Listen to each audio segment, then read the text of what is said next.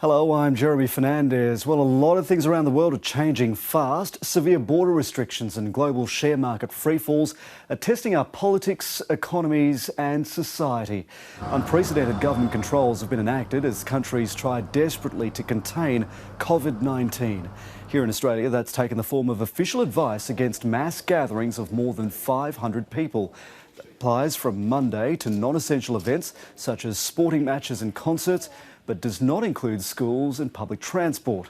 The Prime Minister, Scott Morrison, says Australia is lucky to have a relatively low infection rate, even though his Home Affairs Minister, Peter Dutton, has caught the virus.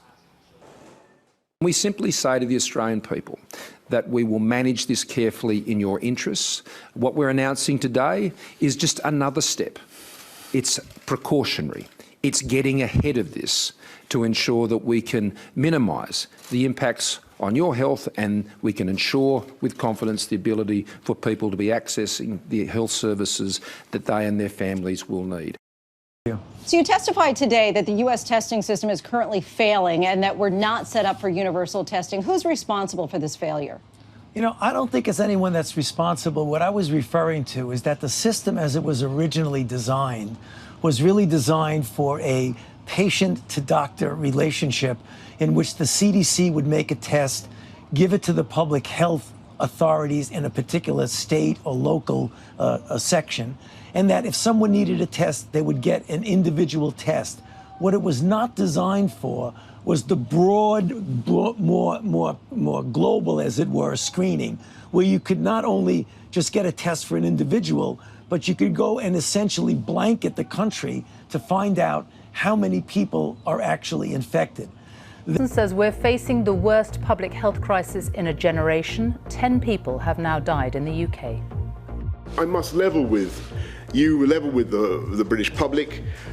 More families, many more families are going to lose loved ones before their time.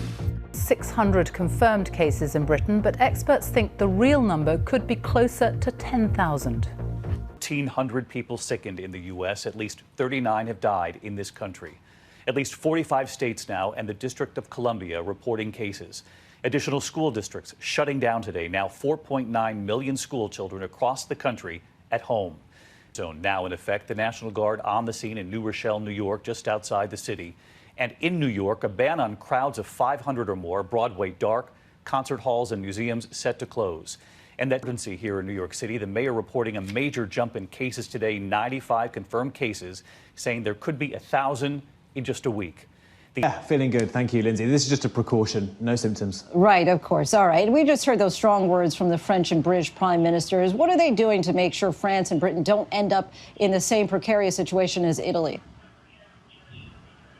Yeah, well, Lindsay, it's actually really interesting. Britain and France, actually Britain and the rest of Europe taking a very different approach to coronavirus. Here in the UK, we have so far had 10 deaths. That's a lot fewer than Italy, but we're told the peak of the virus here in Britain won't come for another 2 months. And so we're hearing now from British officials that there are certain things that they're asking people to do. There are no foreign school trips, for instance.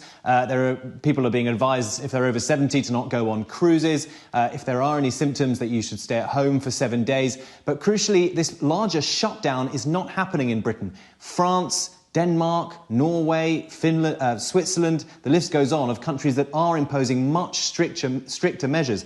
And so Britain is doing something which basically British Prime Minister Boris Johnson says will enable immunity in the long term. He thinks that it will give us some kind of herd immunity and that would allow the virus to pass through the population and only protect particularly groups that are at particular risk, so the elderly and hospitals. The problem with that, critics will say here in Britain, is that there's no vaccine and you can actually get this illness more than once. So actually a lot of people could be at high risk. So a big disparity between what Britain is doing and France. We heard Macron there speaking. Universities are closed, schools are closed. In fact, every single level of this education system all shut down. And these are measures that Europeans are taking across the continent. We'll have to see whether there's a huge divergence in the cases in the weeks and months going forward. One last thing, though, I have to say, it's quite interesting that Donald Trump decided to ban all travel from Europe, even though they are taking these quite extraordinary measures of social... दुनिया भर में corona चिंता का विषय बना हुआ है।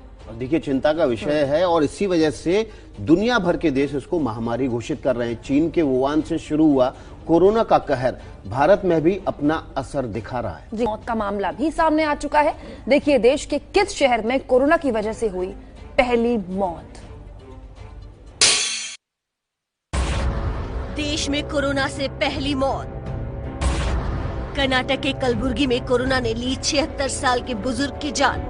10 मार्च को ही मोहम्मद हुसैन सिद्दीकी नाम के बुजुर्ग ने दम तोड़ दिया था।